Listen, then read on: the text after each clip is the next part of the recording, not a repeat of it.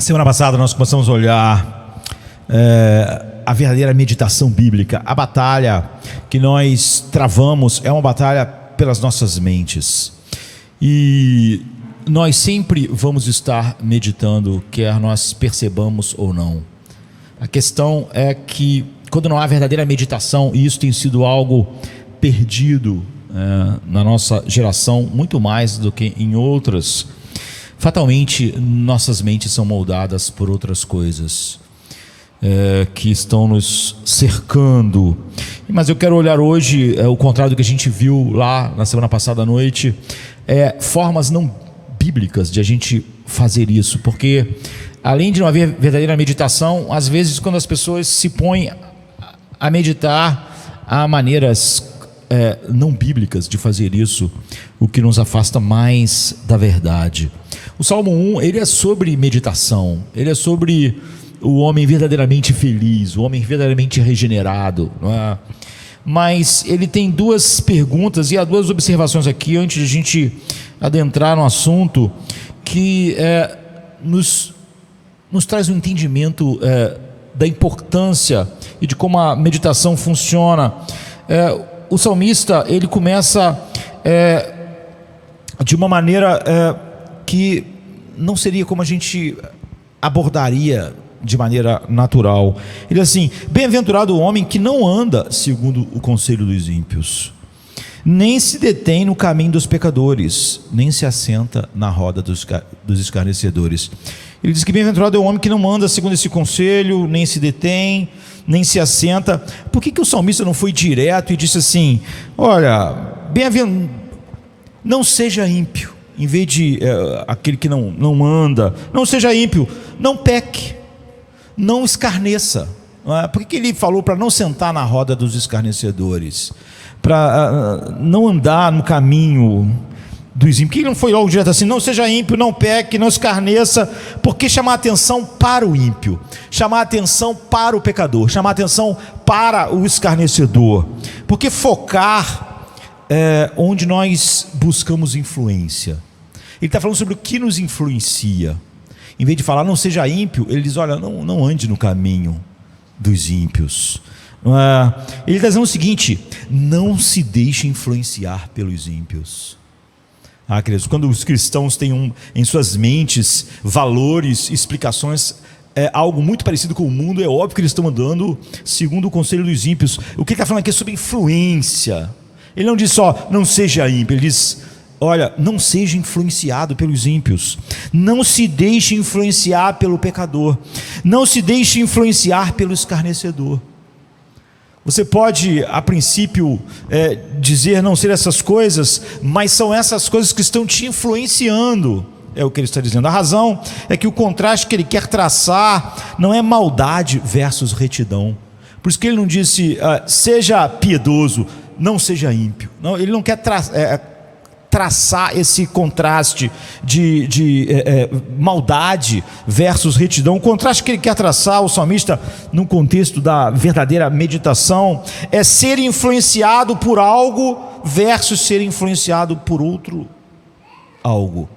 Ser influenciado por um lugar ao invés de ser influenciado por outro lugar. Ser moldado de uma maneira versus ser moldado de outra maneira. Você está sendo moldado, é o que ele está dizendo. Ser moldado em nosso pensamento, em nosso sentimento pelo ímpio, pelo pecador ou pelo escarnecedor, ou ser moldado em nosso pensamento, sentimento pela palavra do Senhor.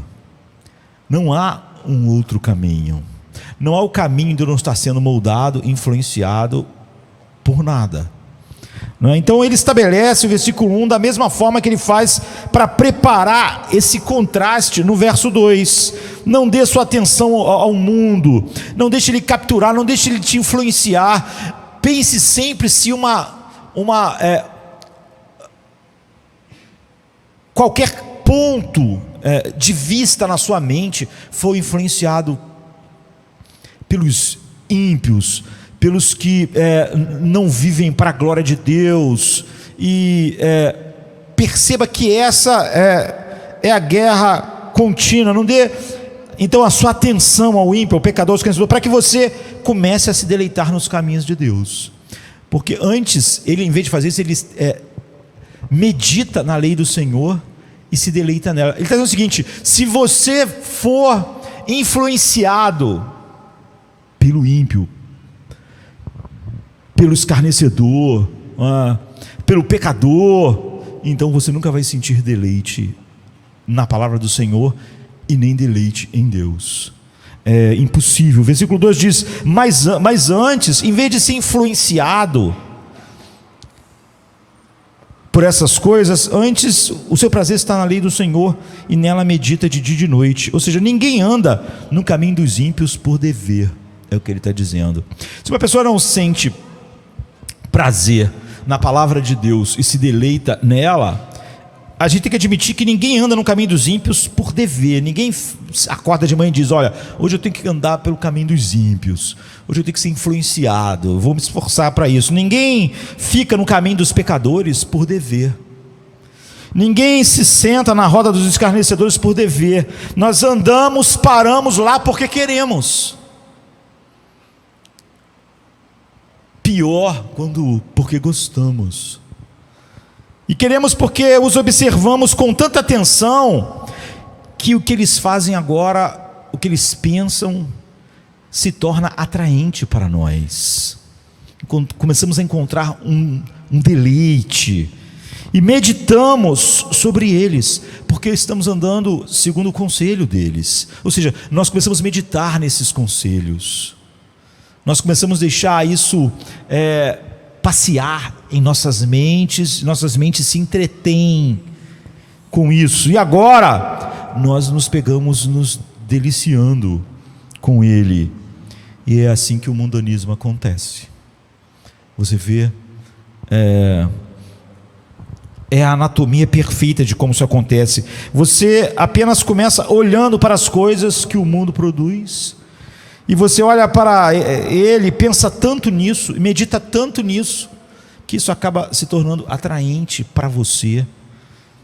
Você dá mais atenção nisso, daqui a pouco você está sentado, tendo comunhão com isso, e assim você anda e fica de pé, e senta em seu conselho, e seu caminho, e seu assento também se tornam seus. E é por isso que o contraste do verso 12 não se refere ao dever e obediência, mas ao deleite e à meditação. A questão é que a única esperança contra os prazeres do mundo são os prazeres da palavra. É totalmente inútil a luta contra os prazeres do mundo se alguém não adquirir os prazeres da palavra. E assim como os prazeres do mundo são despertados, como você ouviu o conselho, você observou, você está meditando no caminho dos ímpios, você está sentando, você começa a ouvir, você começa a olhar, você começa a revolver sua mente com aquilo, até que você meditou tanto que aquilo molda as suas afeições. E assim como os prazeres do mundo são despertados por olhar para eles por tempo suficiente, por meditação, os prazeres da palavra de Deus são despertados na alma regenerada por olhar para ela por tempo suficiente. Antes tem o seu prazer na lei do Senhor, e nela medita de dia e de noite. É isso que está produzindo o prazer. Medita dia e noite na instrução de Deus, nos salmos, no evangelho, e esses deleites começam a ser despertados. Como quando você ouve o conselho dos ímpios, se detém, se assenta, você começa a meditar. Por isso que ele começou não falando sobre, ele falou sobre a influência que nos leva à meditação, e não sobre não seja ímpio, não seja escarnecedor. Não é isso que acontece, E é para isso que a Bíblia foi dada a nós, informar seu pensamento de uma maneira que haja deleite em seu coração. Portanto, os primeiros 2 versos do livro de Salmos confirma o que a gente viu na semana passada. Tudo da Bíblia foi projetado para moldar nosso pensamento por meio da meditação. e moldar nosso sentimento, tornando-se um deleite em nós. E por que o versículo 3 é lido dessa maneira? Aqui está a segunda aspecto interessante no Salmo, que revela a nossa segunda observação sobre esse início do Salmo. No versículo 3 diz assim: e quando você meditar na instrução de Deus nos Salmos e se deleitar com o que vê, então você não agirá perversamente, não agirá pecaminosamente e não zombará. Isso teria completado as coisas do versículo 1, não é? Mas a resposta do salmista é muito diferente do que simplesmente algo duro e mecânico assim. Quando você meditar na instrução de Deus, se você fizer isso, então você vai se deleitar nisso, você não vai mais agir sob a influência do mundo, sobre o seu pensamento, nem vai se assentar, nem se deleitar com os escarnecedores. A resposta do salmista quer nos levar para outro lugar, quer que a gente veja que a vida do piedoso é como uma árvore que dá frutos, não como o trabalho de alguém que colhe frutos. É muito diferente, não é? Nós não estamos tentando colher frutos bons, nós somos como uma árvore. Para usar a linguagem de Paulo, a vida cristã é na verdade o frutificar do fruto do Espírito, não das obras da lei. E ele diz então assim: ele é como a árvore plantada junto à corrente de água, que dá o seu fruto na estação própria, e sua folha não murcha. Ele prospera em tudo o que ele faz. Então é uma luta vencida pelo prazer, pelo deleite. E é por isso que, se o que nós ouvimos sobre a palavra de Deus, isso que a gente lê não vira meditação profunda, a gente pode ler muito, ouvir muito, mas a gente vai continuar andando segundo o conselho dos ímpios. É o que vai formar o nosso pensamento e a nossa grade de como nós vemos a vida. E é óbvio que traz os mesmos resultados do caminho dos escarnecedores. E é por isso que, mesmo sendo exposto à verdade de Deus, alguém pode andar e viver uma vida que é exatamente como o mundo. Ele continua meditando naquelas outras coisas, e não na verdade. Então aqui está a imagem da vida cristã. Existem correntes de águas, essa é a vida de Deus fluindo através, a vida de Deus, que é o próprio Filho de Deus, fluindo através da palavra, e você foi plantado lá pela graça soberana de Deus, como Mateus 15:13 diz: e suas raízes alcançam a água da vida, que vão tornar as tuas folhas verdes. E então o fruto virá. Você não vai ser mais estéril, você não é um colhedor de fruto, né? Isso acontece dentro de você, produzindo de dentro para fora aquele deleite que o salmista disse. E as raízes funcionam por meio de meditação, apesar de ele estar usando a metáfora da botânica, ou seja, dando atenção e uma reflexão à palavra de Deus. Então a batalha para você evitar o caminho do ímpio, o conselho do ímpio, o caminho do pecador e a roda do escarnecedor, não é lute, não seja ímpio, não seja assim, não pense dessa forma, não. A batalha para ser reto, santo e humilde é uma luta vencida pelo deleite, que só pode fluir da meditação da palavra de Deus. Mas o pecado também flui da meditação dos nossos corações. Ninguém se sente obrigado a pecar.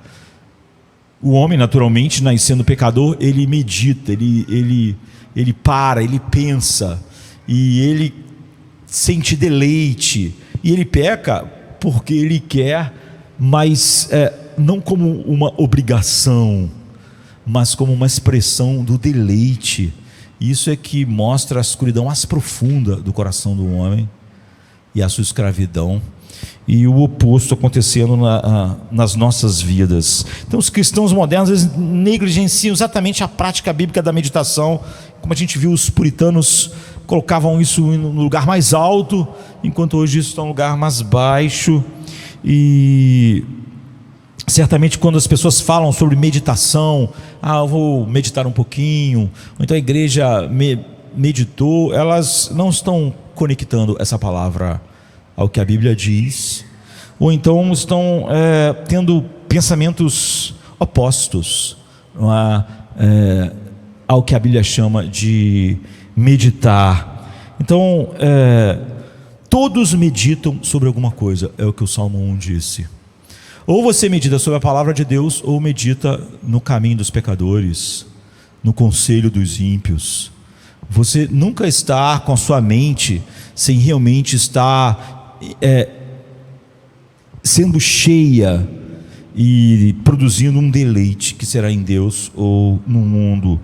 Ou nós aprendemos a praticar e nos beneficiar da meditação bíblica, ou inevitavelmente nós vamos permitir que as nossas mentes vagueiem perigosamente através dos pensamentos pecaminosos da nossa cultura e então deprimentes também, ou seja, colhendo os mesmos resultados que a nossa cultura colhe, não porque ela está sendo obrigada, porque ela tem um deleite e um prazer no pecado, porque a mente dela repousa continuamente em meditar sobre ele.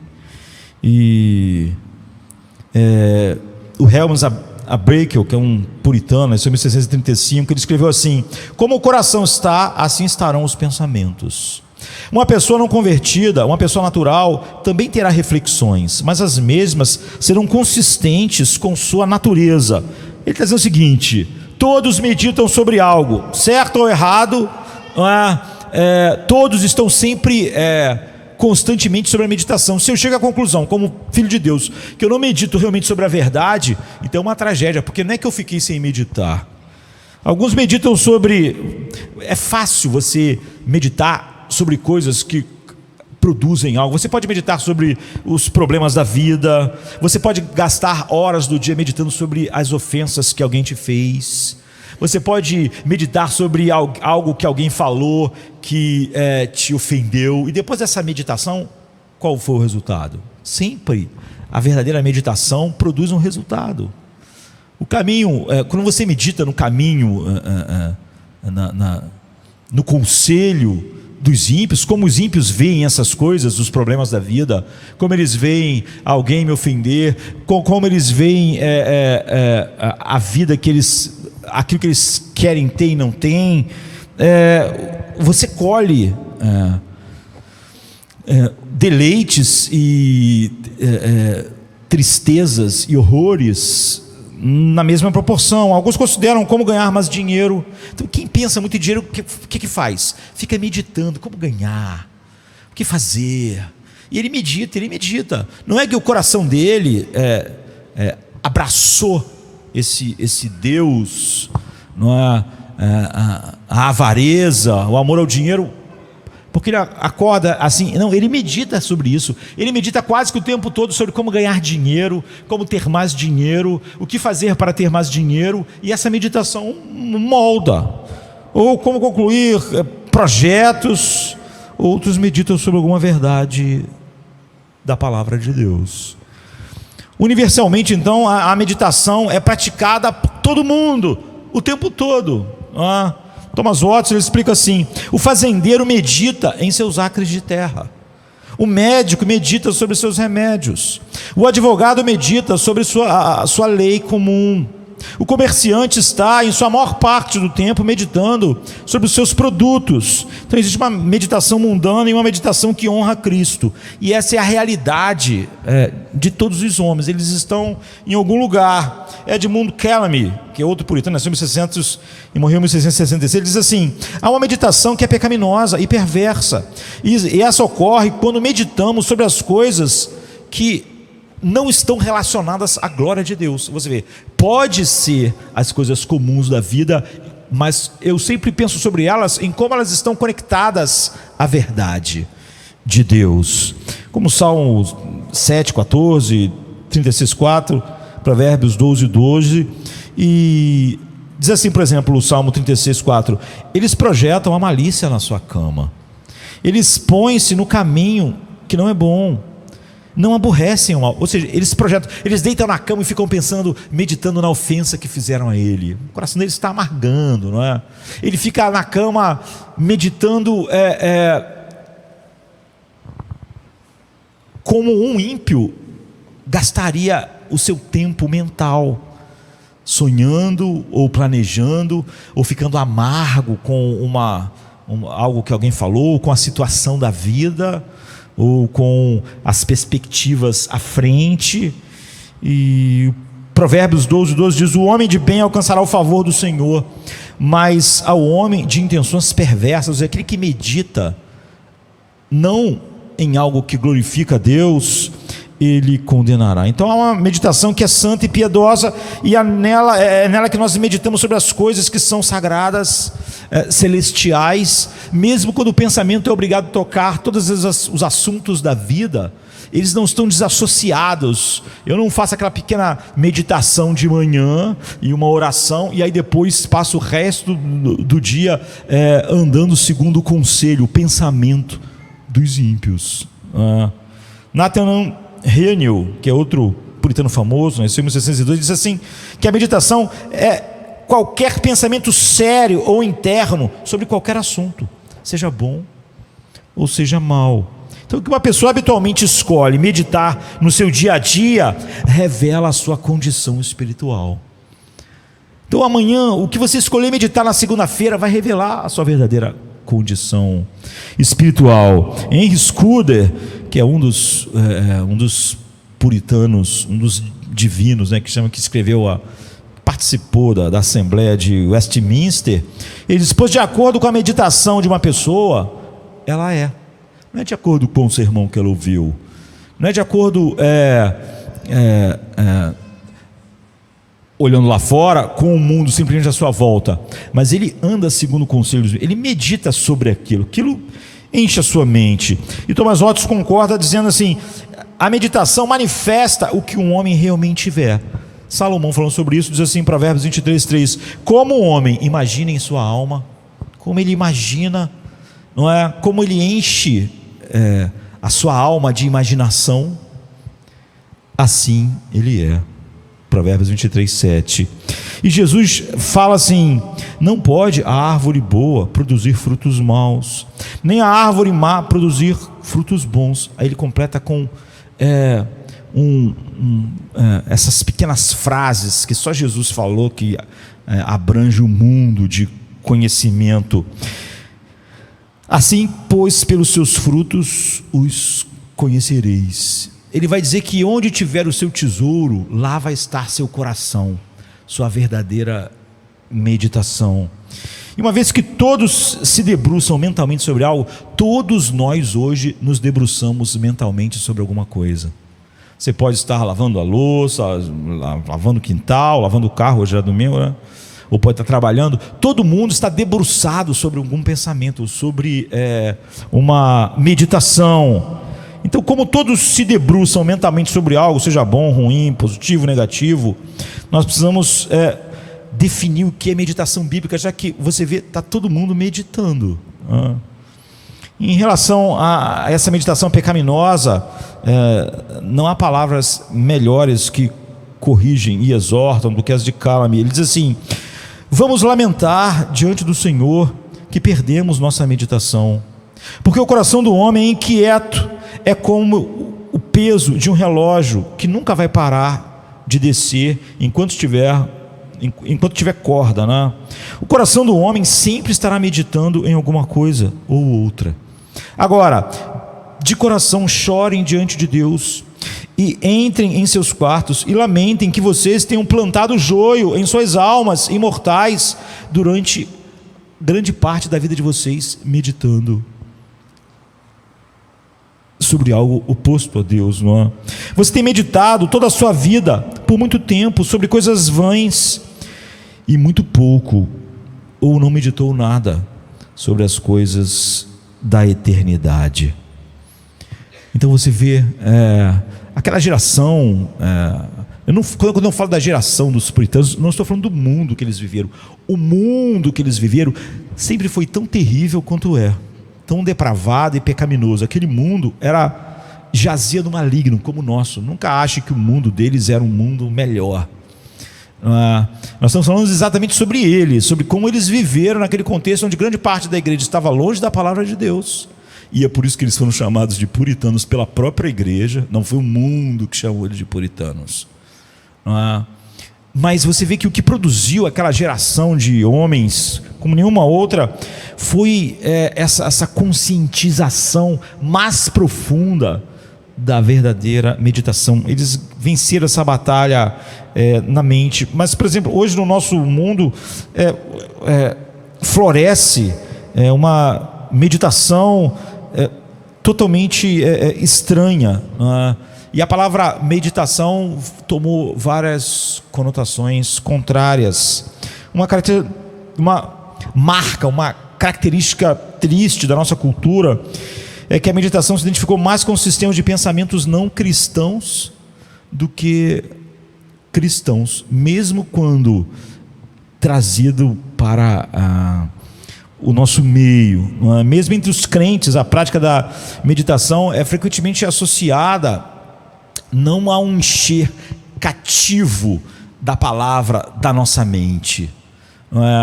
É uma coisa meio etérea. A pessoa quer ter um contato com um divino, não através da palavra de Deus. Já a nossa cultura em geral, você vê que ela associa a meditação a meditação transcendental, terapia do relaxamento, e há cristãos que fazem até yoga, achando que essas coisas estão desassociadas, de alguma forma. Então a gente pode dizer que a falsa religião sequestrou a meditação, e a maioria dos cristãos não sabem o que é a meditação bíblica, mas recebem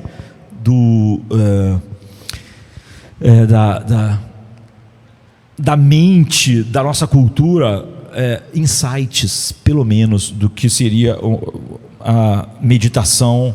Por exemplo, ali na Idade Média já existia a meditação católico-romana contemplativa, cheia de misticismo. Hoje a gente vê isso grandemente no meio evangélico,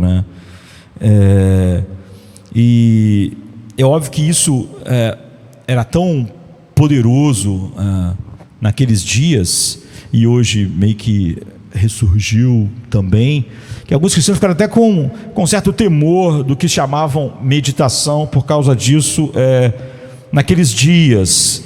E há muitas obras escritas por católicos daquela época que as pessoas usam hoje, e usam terminologia diferente da bíblica, e aquelas são. Então a meditação está muito mais em você tentar sentir no coração coisas, ter um contato com Deus não pela palavra, e você sentir Deus falando contigo por vários meios que não é a palavra de Deus, e você achar isso muito espiritual, você chamar isso de um retiro espiritual, de um momento espiritual, mas tudo que você tem é uma sopa de misticismo que flui do próprio coração do homem e não tem nenhuma relação, com a meditação bíblica. Tem muito da nossa imaginação, da nossa própria introspecção, mas o protestantismo, os puritanos, tem a palavra de Deus como a única base da espiritualidade genuína. Não é a principal base, é a única base. Quando nós falamos meditar, não estamos pegando uma ideia de Deus e nós mesmos ficarmos pensando naquilo e sentindo Deus falar algo no nosso coração, e tentando, ou pegar um verso ali fora totalmente do que a Bíblia está ensinando, e misturar ele com nossas emoções e sentimentos, e tentar chegar a algum lugar e ter tido um contato, vamos dizer assim, com o espiritual. Isso é o oposto. O Salmo 119, 130 diz assim: a revelação das tuas palavras esclarece e dá entendimento ao simples. O salmo inteiro é escrito falando como nós meditamos. A nossa meditação não tem nada a ver com introspecção, com Deus falando dentro de nós, em nossos corações, ou diretamente à nossa mente, sem a palavra. Nós não buscamos a verdade em nossos corações. Essa meditação flui da palavra para a nossa mente e aí produz algo em nossos corações. Os católicos romanos e grande parte dos evangélicos cheios de misticismo, né, precisavam simplesmente crer em Jeremias, dizendo: enganoso é o coração, mais do que todas as coisas, ele é desesperadamente corrupto, ele não é a fonte do qual a minha mente recebe o material da meditação, meus sentimentos, minhas impressões, o formato da nuvem, o sonho que eu tive ontem à noite. Devido à depravação dos nossos corações e à tendência irrefreável ao auto-engano, o testemunho das Escrituras sempre deve governar a espiritualidade bíblica através da meditação bíblica. Então William Bridge, outro grande puritano, diz assim: se você continuar o trabalho da meditação de tal forma que possa ser feito com doçura, certifique-se de que ela seja limitada pelas Escrituras, e não deixe nada cair dentro dos limites da sua meditação, exceto o que está dentro dos limites das Escrituras. Qualquer coisa fora disso não é meditação, nem bíblica. Então há uma cautela, ele está dizendo, você deve ter com essa ideia de o que é chamado de adoração ou oração contemplativa. Não é? É muito semelhante hoje, a grande parte do mundo evangélico, ao misticismo católico desde a Idade Média, não é? Que é uma forma não bíblica de meditação que busca uma experiência espiritual através de algum tipo de encontro existencial com Deus, à parte da revelação das Escrituras. Embora não seja um novo perigo, você vê isso, está no mundo na Idade Média, e um pouco antes já se tornou muito pródigo no meio evangélico em nossos dias. O movimento da oração contemplativa busca experimentar então a voz de Deus a parte da palavra escrita, de tal maneira que hoje em dia na internet isso transborda. Sempre que alguém me pergunta: você não acredita que Deus fala hoje? A pessoa não está falando da Bíblia, ela está falando exatamente dessa coisa velha, não é? O misticismo católico da Idade Média. Ele está falando exatamente sobre essa oração e meditação contemplativa, né, e que tenta ter um encontro existencial com Deus fora das Escrituras. Isso, como eu disse, flui totalmente, é totalmente estranho à Bíblia, mas você vê que isso funciona no misticismo católico lá desde a Idade Média, no meio evangélico hoje de maneira grande, e no meio de pessoas que não estão nem num lugar nem no outro, são mais influenciados por todo pensamento oriental de meditação. Então eu estava lendo uma biografia de Eric Clapton, né, que agora já está ele mesmo, né, diz que está no fim da carreira, já está com mal de Parkinson, mas um dos maiores músicos e compositores da música, não é? E ele diz na biografia dele que ele chegou ao fim de todos os seus recursos, não é? Ou seja, é o Eric Clapton, talvez o maior guitarrista da música, apesar de que um dia eu já falei aqui que perguntaram a Eric Clapton o que era ser o melhor guitarrista do mundo lá, e ele respondeu: vocês devem perguntar ao Prince o que é isso, não é? Então ele não abraçou isso, mas ele disse que, enfim, todas essas coisas não levaram ele a nenhum lugar, e ele disse que chegou ao fim de todos os recursos, ou seja, ele não tinha nenhuma expectativa mais de algo que pudesse trazer à alma dele alguma coisa, né, porque nada disso trouxe. E ele então diz que se voltou para algo além de si mesmo. Então nós vivemos numa época em que pessoas assim falam facilmente de espiritual, de espiritualidade, mas que não tem nenhum vazio de significado real. É totalmente vazio de significado real, como a espiritualidade de grande parte do mundo evangélico. O encontro existencial com Deus fora da direção da Bíblia somente. Então, apesar do humanismo galopante, a gente não vive numa cultura que é totalmente anti-experiências transcendentais, não é? Mas tudo isso flui de uma forma que não toque na própria maneira particular de viver, porque na verdade essa fantasia só vem adoçar e encobrir um pouco o fato de que tudo que você medita de verdade é na impiedade ou no caminho dos ímpios, não é? Então Eric Clapton disse assim: naquele instante, quando eu cheguei ao final de todos os recursos,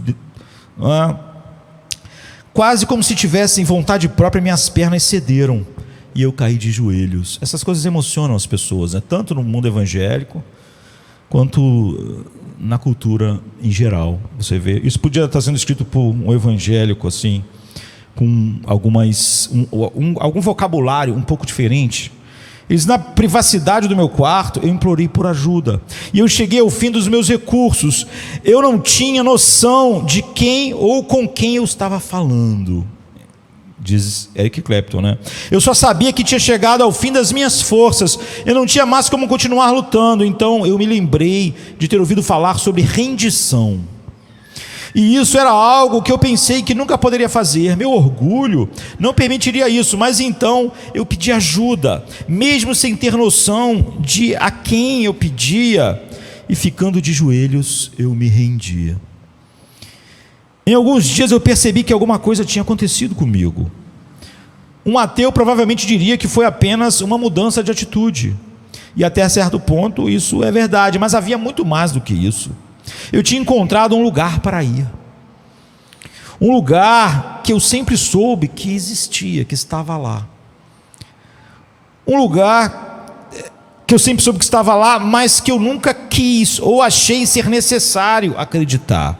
Daquele dia até hoje, eu nunca deixei de orar pela manhã de joelhos, pedir ajuda, e à noite orar para expressar gratidão pela vida e, acima de tudo, por sobriedade e sabedoria. Eu escolho ajoelhar porque eu sinto que preciso ser humilde quando oro, e com o meu ego isso é o máximo que eu posso fazer. Você vê, se voltar para algo além de si, algo vago, baseado nas percepções subjetivas de Eric Clapton. Grande parte do que os cristãos vão falar sobre sua experiência com Deus, sua meditação, seu crescimento espiritual, não é diferente disso.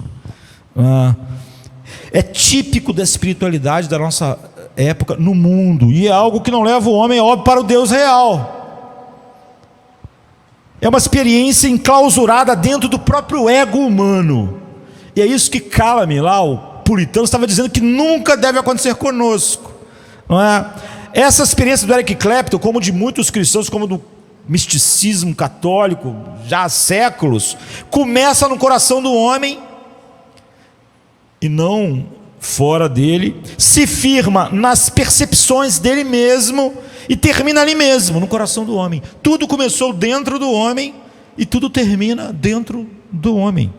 Isso aqui é um paganismo que, embora possa parecer bonito, tocante, você pode ler isso e ficar emocionado. Puxa, Eric Clapton, olha o que ele está dizendo, que ele se ajoelha, ele se rende, então ele agradece, ele não começa uma manhã sem esses momentos espirituais, de contato com Deus, e ele não encerra o dia sem gratidão e sem estar de joelho porque ele sente que precisa de humilhação. Você fica emocionado com isso, se um cristão estivesse contando. E com Eric Clapton tem cristão que vai até achar que alguma coisa está acontecendo com ele, não é?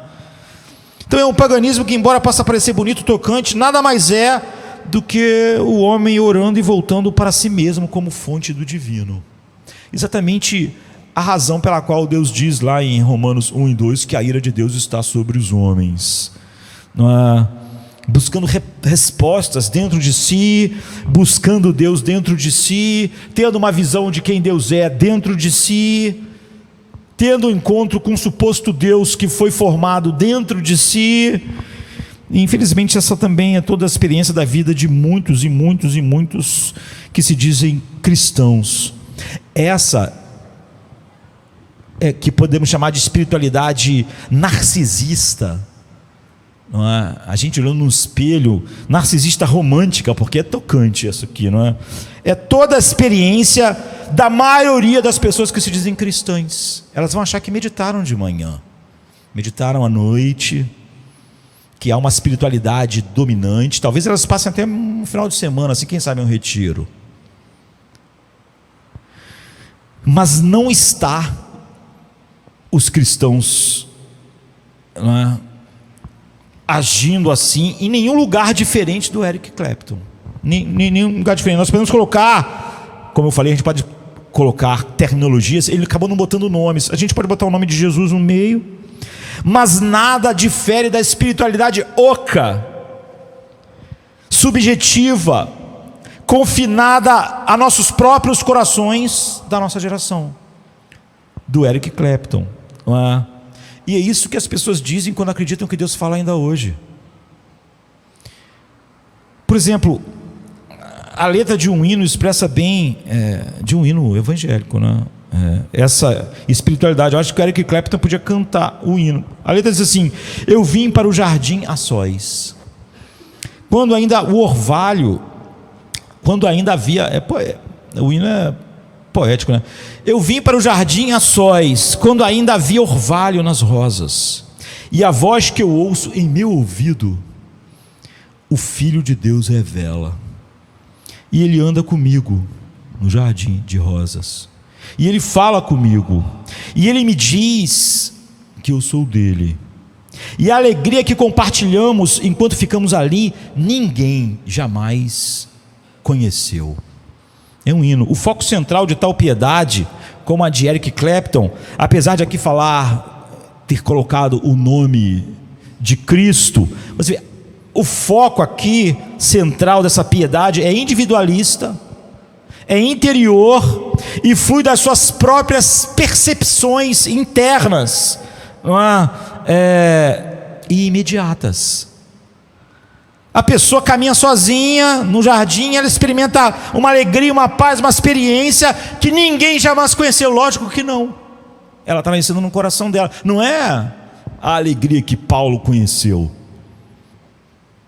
não é que João conheceu. Não é, ninguém mais conheceu mesmo. É totalmente narcisista, é totalmente dele. Nasceu nele, está presa nele, vai morrer nele. Como pode qualquer ortodoxia externa, a verdade, me dizer para essa pessoa que ela está errada? Como eu disse, a maioria dessas pessoas nunca vão ser convencidas no meio evangélico pela palavra de Deus de alguma coisa, porque as convicções que elas têm não vieram pela palavra de Deus. Quando alguém lê a palavra de Deus e não entende determinada coisa e forma uma convicção errada, essa pessoa, você pode pegar a Bíblia e ela vai ver que a Bíblia diz o oposto daquilo, e ela então pode ser a verdade, a Bíblia pode dizer a essa pessoa que o que ela estava, a direção dela estava errada. Mas quando o que guia uma pessoa são essas percepções internas, ela tem uma verdade que nasceu dentro dela, que nada fora dela pode contestar. Aquilo não veio de fora. Quem pode dizer para Eric Clapton que o que ele está experimentando lá não é divino? Ele nunca vai. Aquilo é particular, entre ele e Deus. Ninguém nunca mais sentiu aquilo. Ninguém nunca jamais sentiu aquilo. Aquilo nunca aconteceu com mais ninguém. E ela então não precisa. Ela sente que ela está certa. Ela não precisa da verdade. Ela sente que Deus está com ela. Ela sente. Ela sabe, baseada nisso, ela tem algo que ninguém jamais percebeu. Claro, o que ela está experimentando não veio da Bíblia. Ou seja, ela está dizendo, o meu relacionamento pessoal com Cristo, porque essa aqui, diferente de Eric Clapton, botou o nome de Cristo, é meu. Ninguém pode questioná-lo, nem a Bíblia. Eu sinto, no meu coração, Deus falou comigo. Deus fala hoje comigo. Quem falou na Bíblia foi ontem. É pessoal e não pode ser julgado por nada, nem pela Bíblia, a não ser pelas percepções dela. Eu sinto que a minha experiência é verdadeira. Ela não compartilha isso com a igreja, com mestres e nem mesmo com a Bíblia. Nada pode dizer que a experiência dela não é real. Ela é Eric Clapton. Nada pode dizer para ele que ele está em contato com o seu coração narcisista, que ele criou todas essas coisas em seu coração, e isso é uma cortina que afasta ele do Deus verdadeiro, que se revelou definitivamente não nas nossas percepções. Nem mesmo a Bíblia então pode, porque ela é externa a mim. Ela não pode abalar uma pessoa dessa, ou se eu fosse assim, a minha confiança nas experiências. Essa experiência que eu tive, você não pode dizer que minhas experiências não são verdadeiras. A Bíblia não pode, o que a Bíblia diz não importa, porque Deus me falou hoje outra coisa. Deus fala hoje, para ela Deus fala hoje, não é a revelação final que Ele fez em seu Filho. E como as experiências de Eric Clapton, cristãos assim, com a força e o poder superior que eles experimentam, leva a eles a estar de joelhos. Eric Clapton diz que não, ele não consegue ficar de pé, ele cai de joelhos. E essa espiritualidade, entre aspas, pessoal, pós-moderna, subjetiva, que sempre vai se encaixar comigo, a minha vida, aos meus desejos, as minhas ambições, é o que caracteriza a nossa geração e nossa cultura. Agora, Eric Clapton acha que ele é um homem espiritual, que ele tem um contato com o divino, que diariamente ele tem uma relação com ele. Um Deus que se molda ao homem, ao que ele deseja, se molda ao seu estilo de vida. O estilo de vida de Eric Clapton não mudou. A maneira com que ele enxerga o mundo é fruto da meditação, não é?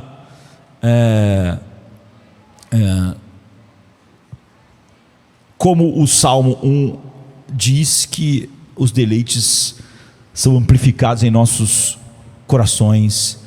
Ele anda segundo o conselho dos ímpios. Ele se detém no caminho dos pecadores. Ele se assenta na roda dos escarnecedores. Quando a gente diz isso, o conselho dos ímpios não é fazer coisas mais horríveis. Piedade é a consciência de que nós estamos diante do Deus da Bíblia continuamente. Qualquer coisa que eu faça, mesmo que eu ache ser quando eu falo do misticismo católico romano desde a Idade Média, há vários santos, várias pessoas que viveram a vida mais aos olhos do mundo, mais casta, e aquilo não passava de impiedade, não é? Então, essa espiritualidade, ela se molda ao homem, ao que ele deseja, são suas próprias experiências, né? O seu estilo de vida, a sua moralidade, quer ele seja um monge num claustro, ou seja o Eric Clapton, se molda, se ajeita. Essa espiritualidade ao seu conceito do que é bom, porque é uma espiritualidade narcisista que demonstra como o homem adora estar no trono.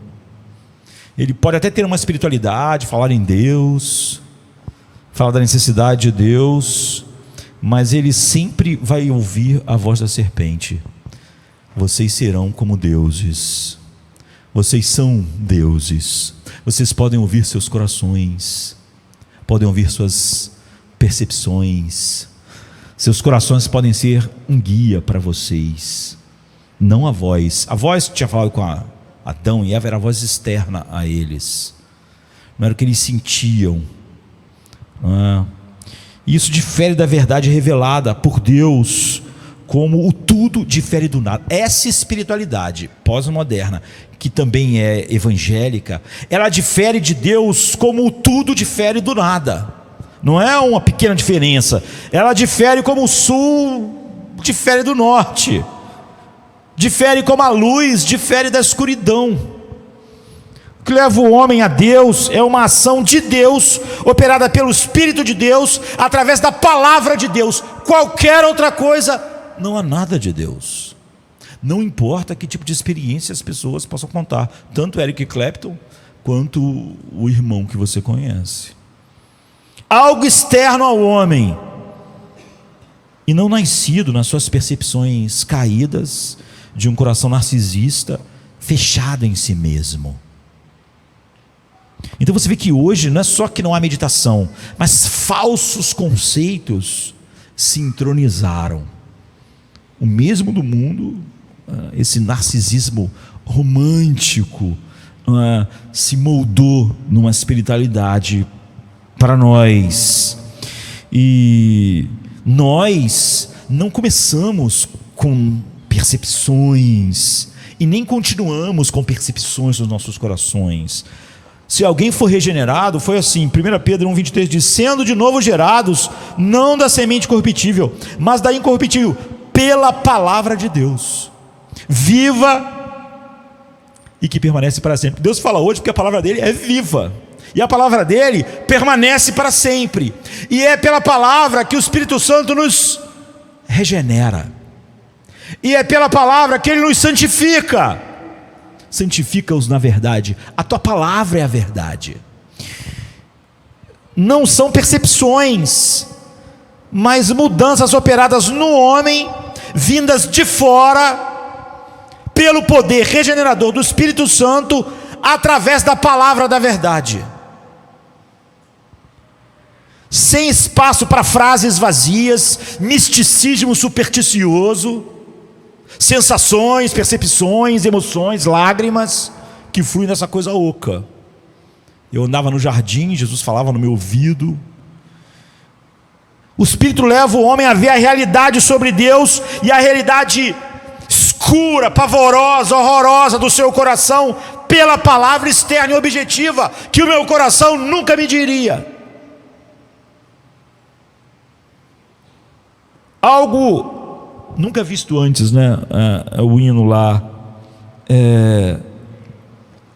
Não, ele não faz isso através de noções etéreas, vagas, sensações, percepções, vozes no ouvido,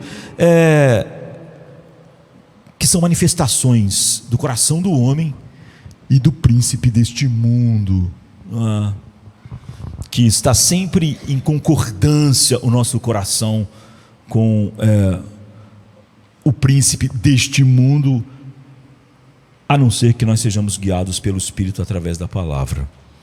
Então sua depravação, seu engano, e como esse coração não é confiável para ser a régua da experiência espiritual e verdadeira com Deus, ou do que é bom, como a gente viu Jeremias quando ele diz assim: enganoso é o coração mais do que todas as coisas. É que Jeremias, o que ele está falando aqui é tão assustador, né? Porque ele disse, é porque normalmente a Bíblia usa sempre metáforas para dizer como uma coisa é ruim.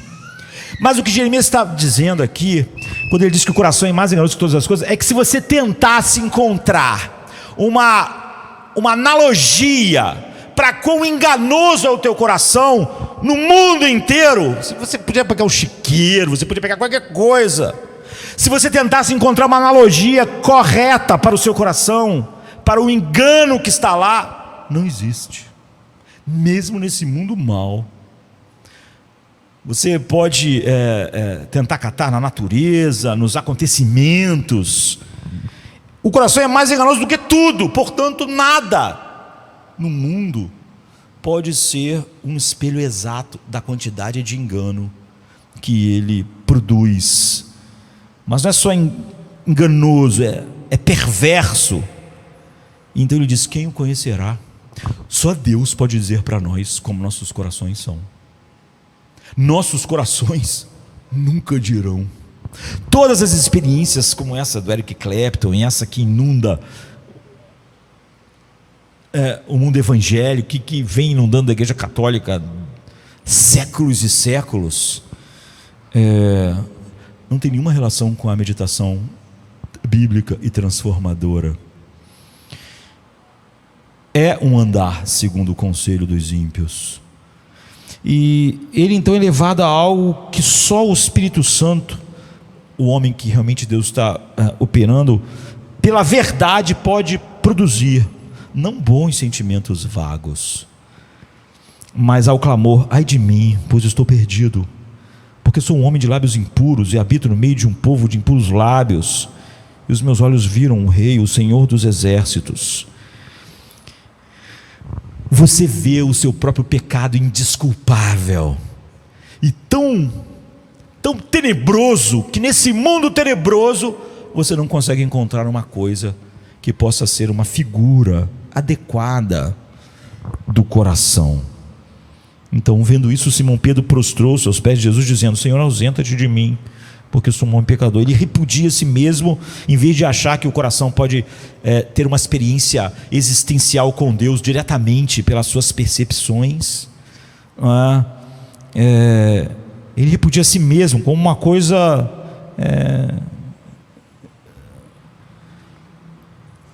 imunda. Com o ouvir dos meus ouvidos ouvi, mas agora te vê os meus olhos. Por isso me abomino e me arrependo num pó e nas cinzas, de Jó 42. A realidade de tudo que Deus lhe invade, não subjetivamente, mas de forma objetiva, e faz o homem ver que o que sempre esteve no centro do seu coração narcisista e de todas as suas experiências, mesmo as que ele achava mais espirituais, e que ele era totalmente incapaz de ver. E ele passa a ser guiado por um padrão externo. Lâmpada para os meus pés é a tua palavra, e luz para o meu caminho. Meu coração não é lâmpada, não é luz para o meu caminhar, para as minhas experiências. É algo objetivo. Salmo 119, 105. Então, sendo a palavra lâmpada e luz, o conhecimento próprio, direto e subjetivo do seu coração e suas experiências místicas, nunca mais vão te impressionar.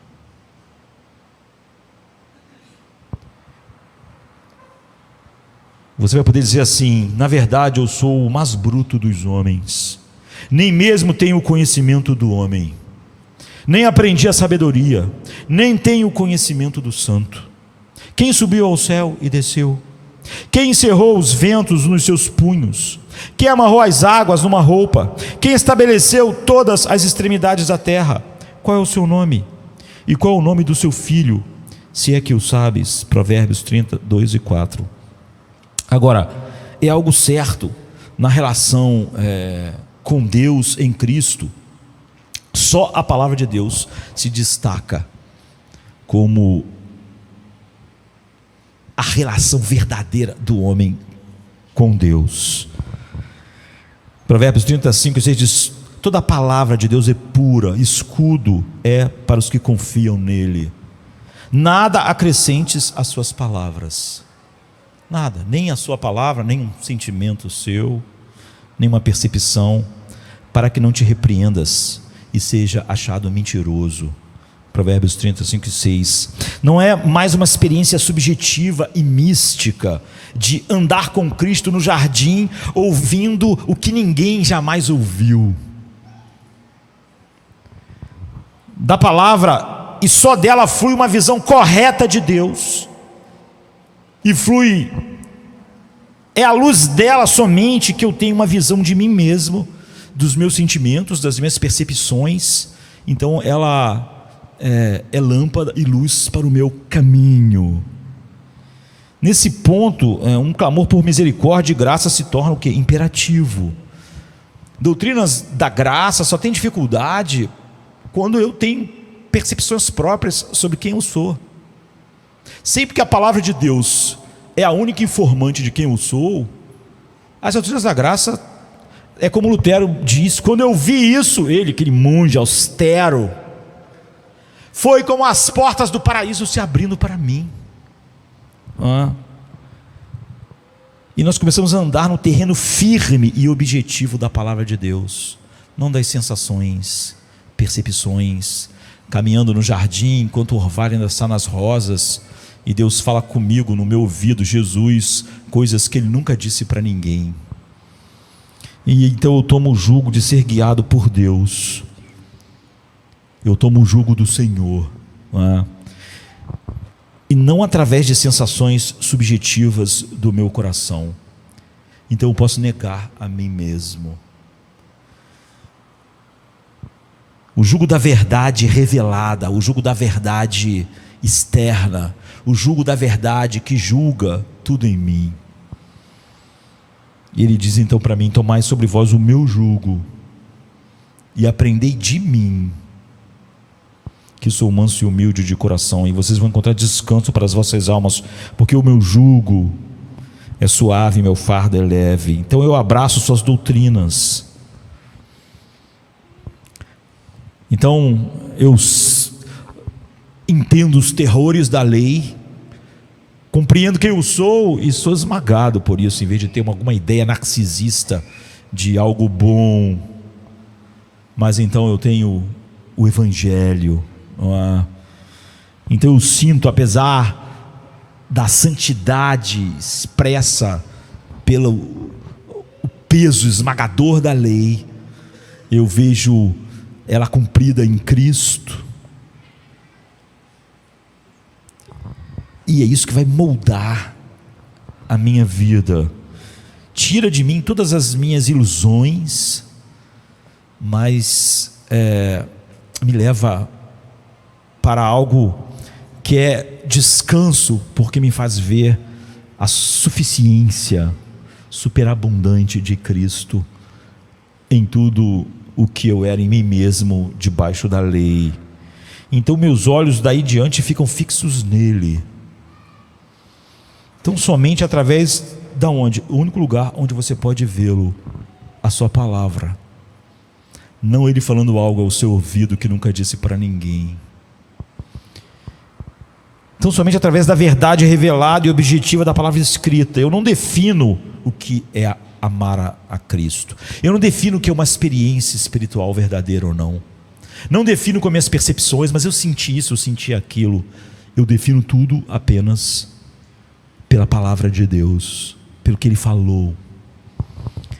Aquele que tem os meus mandamentos, não é aquele que sente coisas que vão me agradar e os guarda. Aquele que tem a minha palavra. Esse aqui me ama. Aquele que me ama será amado do meu Pai, e eu o amarei e me manifestarei a Ele. Então, tudo que eu faço dali em diante, a gente não está falando sobre a meditação em si mesma, mas está falando sobre o perigo de uma meditação falsa. Se você não tira o que é falso, você sequer pode começar a tocar no que é verdadeiro. Daí em diante, então, tudo que eu faço flui do respeito à sua autoridade, por amor à sua vontade, reverência à sua sabedoria, e zelo por sua honra e fé somente na sua palavra. Todo o gigantismo do conteúdo de verdadeira meditação que a gente pode olhar, por exemplo, através dos puritanos, dos reformadores, flui da palavra de Deus. Nenhum deles vai contar o que ele sentiu quando passeava no jardim, com o orvalho ainda na rosa, coisas que Deus falou para eles só no ouvido deles. São pessoas saturadas da palavra de Deus. São pessoas como Timóteo. Timóteo, pense e medite no que eu disse, nisso, e o Espírito vai te dar entendimento. Ou seja, debruce sua mente sobre a verdade autoritária, e através disso, dessa mesma verdade que o Espírito Santo te regenerou, ele vai te guiar, te santificar. E você não pode estar debaixo da oração de Jesus se você acha que Deus fará algo por você, ou que qualquer parte da sua santificação é operada fora da palavra de Deus. Se você é uma espécie de Eric Clapton evangélico, porque a oração de Jesus por nós, a sua oração sacerdotal, era que Ele nos daria o Espírito, e o Espírito nos santificaria na verdade, para que você não falasse da verdade num estilo Eric Clapton, percepções, sensações, Jesus diz: a tua palavra é a verdade. Então tudo que eu faço flui do respeito à sua autoridade, por amor à sua vontade, reverência à sua sabedoria, zelo por sua honra e fé na palavra. A visão não flui de passeios místicos no jardim, de retiros místicos, de momentos místicos de manhã e momentos místicos à noite, mas por meio da clara revelação do Evangelho. Como nós somos santificados? Paulo diz assim em 2 Coríntios 3,18: e todos nós, com o rosto descoberto, refletindo a glória do Senhor, somos transformados na mesma imagem, de um grau para outro. Pois isso vem do Senhor, que é o Espírito. Então esse cristianismo narcisista, romântico, é uma das maiores falsificações da verdadeira relação com Deus em nossos dias, e infelizmente o mundo evangélico é inundado dele. Então nós devemos prestar atenção ao conselho de Thomas Menton, um puritano que nasceu em 1620, morreu em 1677. Ele diz: não tente se intrometer em mais do que Deus revelou. Seus pensamentos devem ser ainda limitados pela palavra. Não há dever de que um cérebro fanático seja mais apto a abusar do que o dever da meditação. Não deixe o pão e o vinho para roer os seus próprios dentes sobre uma pedra. Isso torna o misticismo católico, evangélico e o oriental, não é? Nessa sopa de enganos que afasta ainda mais a nossa geração, mesmo de evangélicos, da verdadeira revelação, não é? E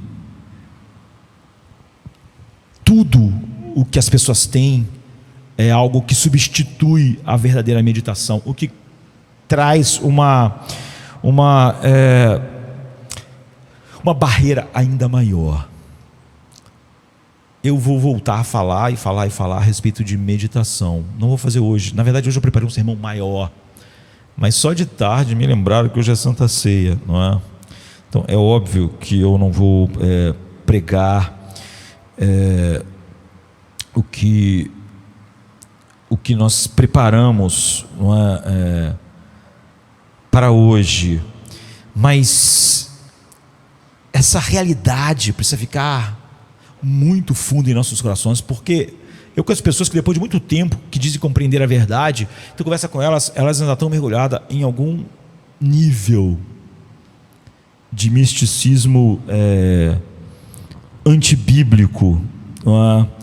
Que faz com que todas as coisas maravilhosas que ela diz crer sejam completamente apagadas, não é? Porque ela ainda surfa um pouco nessa onda de narcisismo romântico, de encontros existenciais com Deus, fora da verdade de Deus, e um evangelho que não tira o homem dos valores fúteis que são centrados no próprio homem, mesmo quando ele fala a respeito de Deus, e não em Deus e no evangelho, através somente da palavra, não liberta o homem da escravidão, da futilidade da criação caída, não é? Porque tudo vem de dentro de nós, e todo o enredo da nossa vida é um enredo no qual nós tentamos encaixar Deus no filme das nossas vidas caídas e centradas em nós mesmos. Todas as nossas experiências espirituais não passam de parte da nossa vida caída, quando é assim, e não conseguimos entender o básico, que todo o enredo da vida humana está errado, e que somente a palavra de Deus traz para nós um verdadeiro enredo. O que acontece quando nós somos regenerados não é que Deus vem pegar o enredo das nossas vidas e vem com sua mão poderosa ajeitar essas coisas, não é? Deus não deixará se encaixar no enredo que a gente escreveu para as nossas vidas.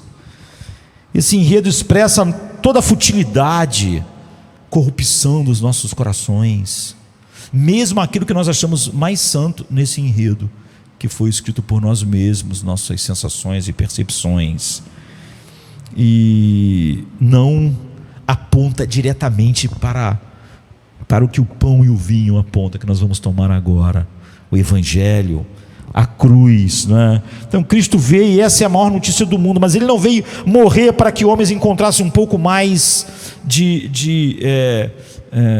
daquilo que Ele já almejava, com pitadas de algo transcendental. Nós somos desarraigados, não é?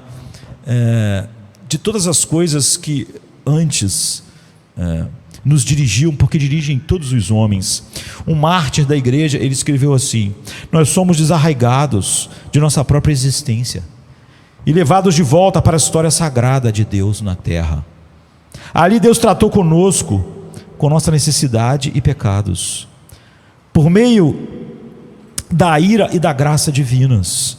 O importante não é que Deus seja espectador e participante em nossa vida, ou seja, no enredo que nós mesmos criamos hoje, mas que sejamos ouvintes, atentos e participantes na ação de Deus na história sagrada, na história de Cristo na terra, revelada tão somente na sua palavra. Deus está conosco hoje enquanto estivermos aqui, sua palavra. Nossa salvação está fora de nós mesmos, é extra nós. Eu encontro salvação não na história da minha vida, mas somente na história de Jesus Cristo. Toda a realidade, nossa vida, nossa necessidade, nossa culpa e nossa libertação estão nas Escrituras, e nas Escrituras somente. Então esse é um mártir que podia ir feliz em direção à cruz, e só a palavra nos leva a isso. A parte da graça, o coração e a mente do homem são lugares assustadores,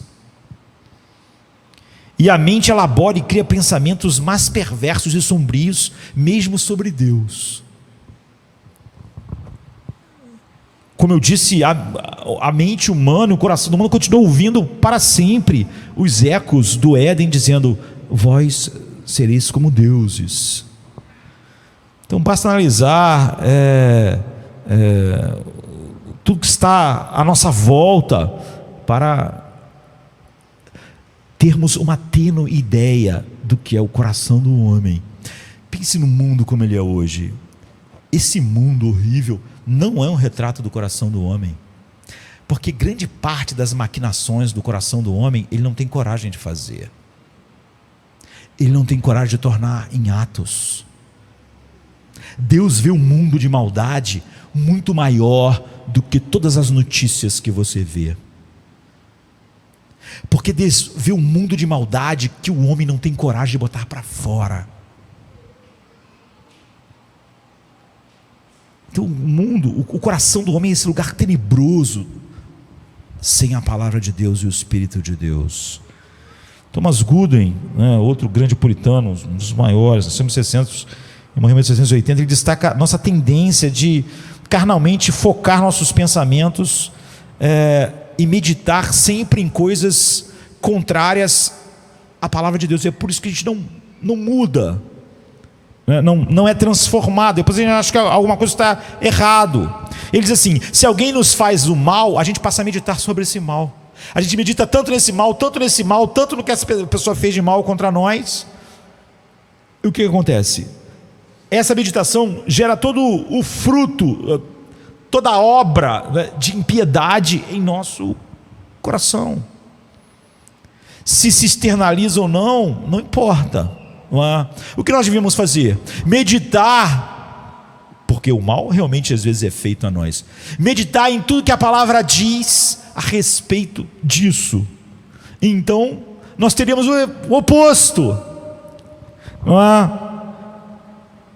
Mas o que a gente faz? A gente medita exatamente num caminho ímpio, e não há, sem a meditação apenas no que a palavra diz, mas nas percepções do nosso coração sobre, por exemplo, o que essa pessoa fez, essa meditação narcisista, não é, gera esse desvio. No entanto, ele diz: o santo Deus julga nossos pensamentos e motivos, não é? E Carla me pregou certa vez dizendo assim: há alguns homens que tramam como fazer o mal, e que é um pecado duplo. É um pecado fazer o mal, e é um pecado maior conspirar para fazer o mal. Um homem pode ir para o inferno por suas tramas pecaminosas. Na verdade, suas tramas, que está dizendo, é dentro dele, as suas meditações, não é? E artifícios pecaminosos, planos enganadores, embora eles nunca venham à tona.